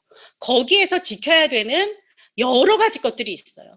첫 번째는 이 디지털 보안에 관한 거예요. 네, 여기는 eSafety라고 이야기했어요. 이게 이제 우리 여러분 저작권 뭐 이런 이야기 많이 하잖아요. 네, 그런 것처럼 역시 온라인상에서 다뤄지는 사용되는 우리가 공유하는 모든 자료들에 대해서도 우리는 이 보안에 대해서 생각을 해야 해요. 저작권부터 해가지고 그 보안에 대해서 제일 먼저 안전하게 우리가 사용을 해야 되는 거니까 그것에 대해서 생각을 해야 하고요. 네. 그리고 또 우리가 디지털 기반으로 혼자 활동을 하는 것이 아니에요. 지금 내 눈앞에는 없지만 정말 다양한 배경에 다양한 사고를 하는 다양한 문화권의 사람들하고 상호작용을 하는 거라서 이거 정말 중요합니다. 네, 다양한 문화와 다양한 사회적인 특성을 가진 사람들에 대한 이해, 이게 중요해요. 사회도 굉장히 다양해지고 있잖아요. 사회적인 계층, 뭐 여기에 따라서도 생활 패턴도 다르고 디지털에서의 그 행동 패턴도 다르고 결국은 뭐 생각하는 방법, 생각하는 내용도 다 다르거든요. 더 다양해졌어요. 그래서 더 나와 다름에 대해서 우리가 어떻게 받아들이고 상호작용을 할 것인가가 이 디지털을 사용하는 시대에는 더 중요해지고 있습니다. 네. 그리고 이제 협업을 해야 하잖아요. 협력, 콜라보레이션, 협력하는 것. 네. 협력에 대한 태도, 이런 것도 너무너무너무 중요해요. 그러니까 협력을 잘하기 위해서는 이렇게 나와 문화적으로 굉장히 다르고 그런 사람들과 상호작용, 협업을 잘하기 위해서는 요것도 중요해요. 네. 커뮤니케이션을 잘할 수 있는 그런 소양을 갖추는 것도 매우 매우 중요하죠. 네. 커뮤니케이션을 어떻게 잘해 나갈 것인가. 네. 분란 없이. 네. 상처 주지 않고, 나도 상처 입지 않고, 네. 효율적으로 상호작용을 어떻게 해 나갈 것인가. 네. 요런 것도 중요하고요. 그 다음에 디지털 상에는 너무나 많은 정보들이 있어요. 너무나 많은 정보들이 있습니다. 거기서 큐레이팅 하는 능력도 필요해요. 특히 교사인 경우에는. 네. 온라인을 통해서 한국어 공부하는 학생들이 점점 늘어나고 있어요. 혼자 독학하는 학생들도 많이 있는데요. 온라인상에 정말 좋은 그런 학습 자료들만 있는 거 아니거든요. 네. 그래서 학습자들에게 그 자료들을 선별할 수 있는 그런 안목을 길러주는 것도 중요하지만 우리가 이제 어린 학생들과 또는 미숙한 학생들, 한국어로 구성되어 있는 자료들을 유창하게 잘 분석할 수 없는 학생들을 우리는 대하고 있으니까 교사가 큐레이터의 역할을 해줘야 하거든요. 그러면 온라인상에 있는 많은 자료들을 보고 내가 평가를 할 수 있는 그런 능력도 이제 갖추어야 하는 거죠. 네. 그것과 함께 관련이 되는 게 이런 거예요. 비판적인 사고, 네. 그 다음에 평가할 수 있는 그런 능력, 이런 것들도 갖춰야 됩니다. 첫 번째, 이제 제가 교사의 이 비대면 환경에서 수업을 해나가기 위해서 교사가 갖춰야 하는 여러 가지 자질 중에 첫 번째 말씀을 드렸어요. 그 디지털 리터러시에 관한 무장, 이거 이제 말씀을 드렸고요. 두 번째는 오늘 이제 제가 몇 가지 뭐 설명을 드렸지만 사실 그거 배우려면 시간 투자를 하시면 되거든요. 근데 이제 어디부터 출발하는 게 좋으냐 하면 내가 학습자 입장에서 비대면 학습을 경험해 보는 것부터 출발하는 게 중요해요. 대면 학습과 비대면 학습의 환경은 근본적인 차이가 너무 많이 있기 때문에 설명 들어서 알 수가 없어요. 근데 지금 오늘 이 자리에 계신 분들은 이미 뭐 온라인 학습 환경을 경험하고 계신 분들이기 때문에 학습자들이 어떤 다른 환경에서 공부를 해나갈 것인가에 대해서는 다 이해를 하고 계시는 거죠. 그래서 여러분은 이제 경험자이시긴 하지만 그럼에도 불구하고 좀 더 다양한 학습 자료들을 경험해 보실 필요가 있어요. 특히 한국어 교육이 온라인상에서 어떻게 되고 있나 이런 걸 알아두시는 건 아주 유용해요. 제가 이제 그 누리 세종학당 소개해 드렸지만 거기 이외에도 코세라에 들어가도 한국어 프로그램이 있어요. 네, 코세라 연세대학교 한국어 학당이 코세라에 한국어 교육 프로그램을 올렸어요. 그리고 영국에서 운영하는 퓨처런, 여기에는 한양대학교에서 네, 그 한국어 프로그램을 올렸어요. 여기 그것도 한번 살펴보시고요. 그 다음에 K무크라고 있어요. 그 우리나라 정부에서 운영하는 코세라나 퓨처런 같은 그런 무크 플랫폼이에요. 이 K무크에 들어가면 경희대학교하고 성균관대학교인가 거기서 또 한국어 온라인 컨텐츠를 올려놓은 것이 있어요.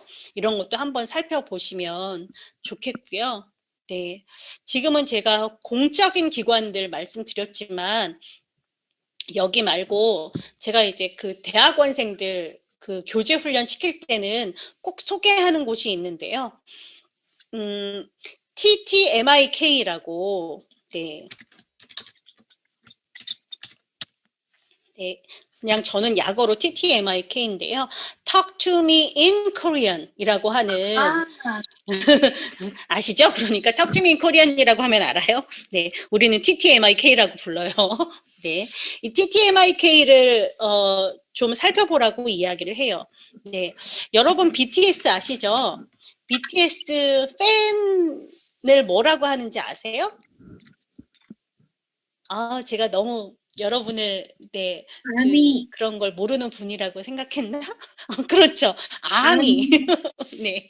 아미들이 한국어를 온라인으로 공부하는 아미들이 많거든요. 그 아미들이 한국어를 한국어를 공부하는 아미들이 제일 많이 네, 회원 등록하고 있는 게 TTMIK예요. 네. 거꾸로도 그렇게도 이야기해요. TTMIK 때문에 아미들이 한국어를 공부하기 시작했다. 이렇게도 이야기해요. 지금은 그 아미 안에서 서로 멘토, 멘티가 돼서 한국어를 가르치는 친구들이 아미 중에 있어요. 그래서 아미 안에 이제 한국어 스터디 그룹들이 있어요. 네.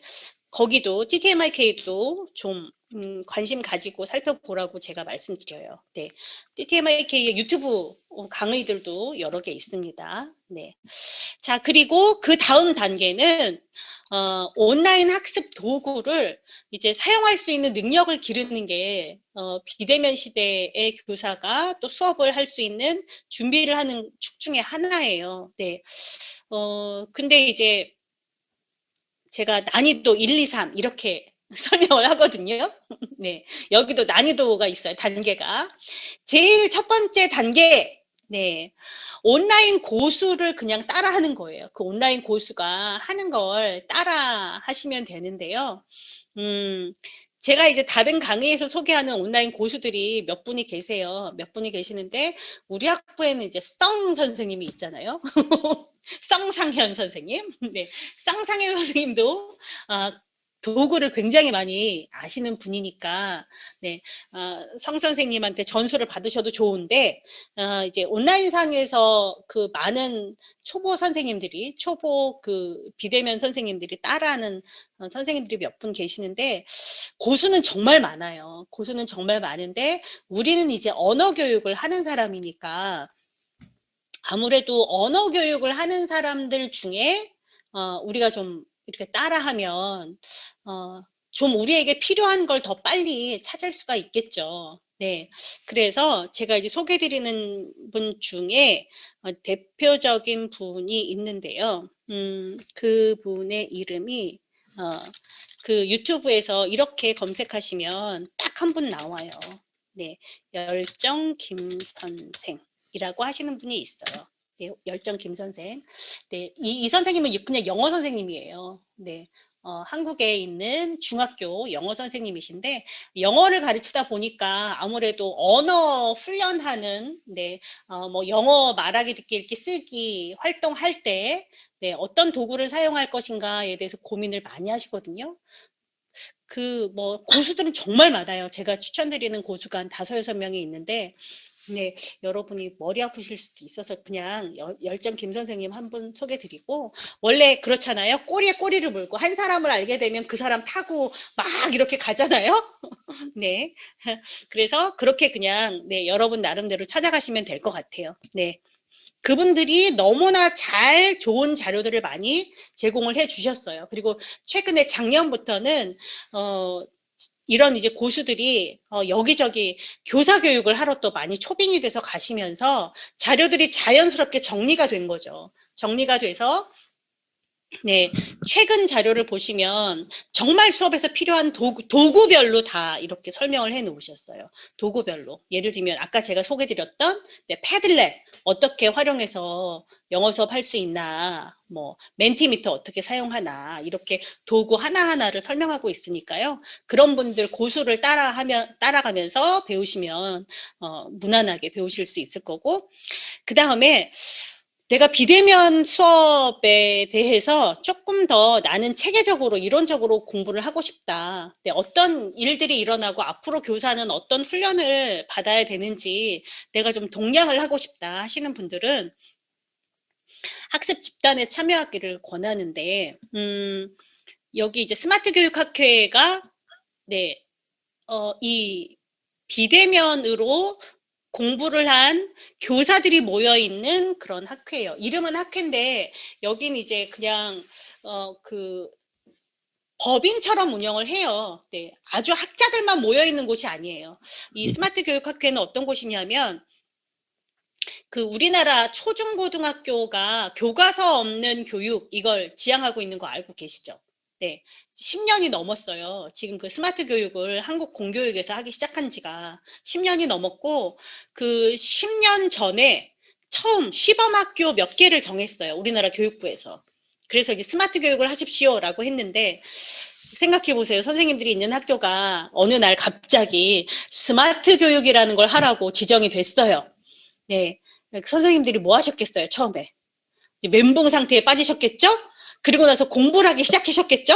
네, 근데 혼자 하다 보니까 힘드니까 전국에 지정되어 있는 스마트 학교 선생님들끼리 스터디 모임이 생겼겠죠? 네, 그러면서 10년간의 노하우가 쌓이고 지금은 그 시범학교가 더 많아지고 그렇게 된 상황이에요. 그래서 이 스마트 교육학회에 참여하고 계시는 선생님들이 10년간 쌓아온 노하우들이 있어요. 근데 그걸 교사들이기 때문에 자기들끼리 사용 안 하고 다 지금 공개를 해요. 공개를 해서 스마트 교육 학회도 여러분들이 들어가 보시면 아주 어렵지 않게 네, 좋은 정보들을 많이 얻을 수 있는 그런 곳이에요.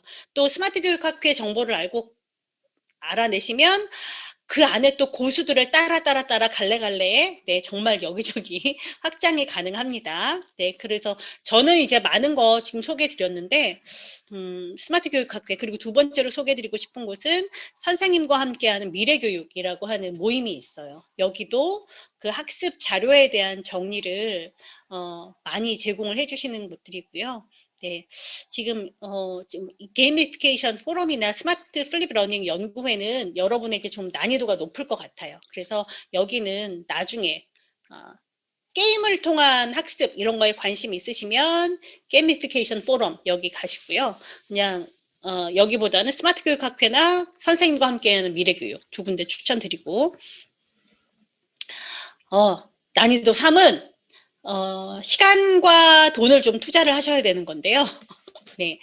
나는 정말 내가 이 비대면의 달인이 되고 싶다. 나는 정말 기술이 있는 전문인이 되고 싶다.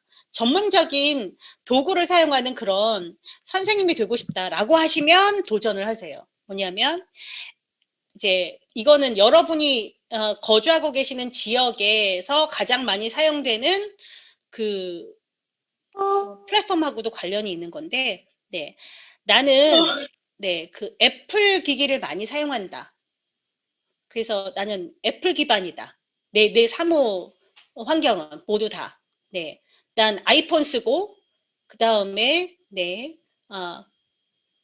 컴퓨터도 난 애플 쓴다. 라고 하시는 분들은 여길 가셔야 돼요. 네. 애플에서 운영하는 티처 트레이닝 센터가 있어요. 네, 검색해 보시면 나와요. 그러면 여기에서는 애플 기반에서 사용할 수 있는 여러 가지 프로그램, 그걸 사용해서 교육을 어떻게 할 수 있나 그런 방법들을 알려줘요. 네. 그리고 나는 구글 기반이다. 네. 나는 지메일을 난 너무나 편하게 사용하고 있다. 네. 그런 분들은 구글에 구글 for Education이라고 있어요. 여기도 똑같습니다. 여기도 뭐냐 하면 구글 기반 프로그램을 사용해서 수업 활동을 어떻게 구성할 수 있나 이런 거를 알려주는 교육자를 양성하는 프로그램이에요. 네. 지금 한국에서는 제일 커요. 여기가. 지금 애플, 구글, MS 세 개 중에 지금 구글 for Education이 제일 커요. 우리나라 안에서는. 그리고 그 다음에 나는 MS 기반이다. 난 MS 아웃룩 기반으로 나는 사모를 하고 있다 하시는 분들은 MS에서도 티처 센터가 있어요. 티처 센터. 여기도 MS에 아까 소개해드린 뭐 팀즈 그 플랫폼을 기반으로 해서 네, MS의 여러 소프트웨어들 있잖아요. 오피스 시리즈 그걸 활용을 해서 어떻게 수업 활동을 할 수 있나 네, 이걸 교육해주는 프로그램이 따로 운영이 되고 있어요. 네, 그래서 이런 프로그램들을 밟으셔서 레벨업을 하시면서 네, 레벨 1, 레벨 2 뭐 이렇게 하면서 고수가 될 수 있는 그런 프로그램들입니다.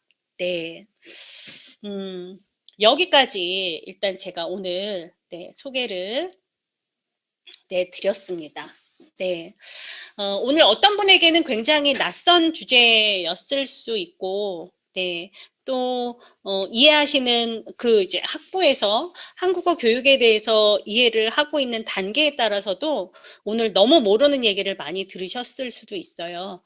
근데 이제 이 주제를 제가 선정한 건 서두에서도 말씀드렸지만, 이제 언어 교육이 이 상황 이후, 그러니까 팬데믹 이후 상황에 있어서 우리가 과연 전통적인 교육 환경으로 돌아갈 수 있을 것이냐, 라는 이야기를 할 때 거의 99%의 교육 현장에 있는 사람들은 절대 그 과거로 돌아가지 않을 거다라고 이야기하고 있어요. 네. 왜? 비대면 수업에 여러 어려움을 딛고 비대면 수업에서의 가능성, 비대면 수업의 효율성을 이미 많은 사람들이 맛을 봤기 때문에 절대로 교실을 중심으로 이루어지는 교육 환경으로 우리가 완벽하게 돌아갈 수 없을 것이다 라고 이야기합니다. 이미 사이버대학에 있는 선생님들은 다 앞으로 그렇게 갈 거라고 예상을 하고 있었으나, 네, 이 코로나 때문에 강제적으로 우리가 더 빨리 그 시간이 와 버린 것 뿐이에요. 그래서 이제 언어 교육에서도 이제는 면대면 수업 활동 중심에서 비대면 수업 활동까지로 확장을 해서 우리가 준비를 할 필요가 있다는 거예요. 앞으로의 수업은 제가 앞에서 블렌디드라고 이야기 드렸던 다양한 생활의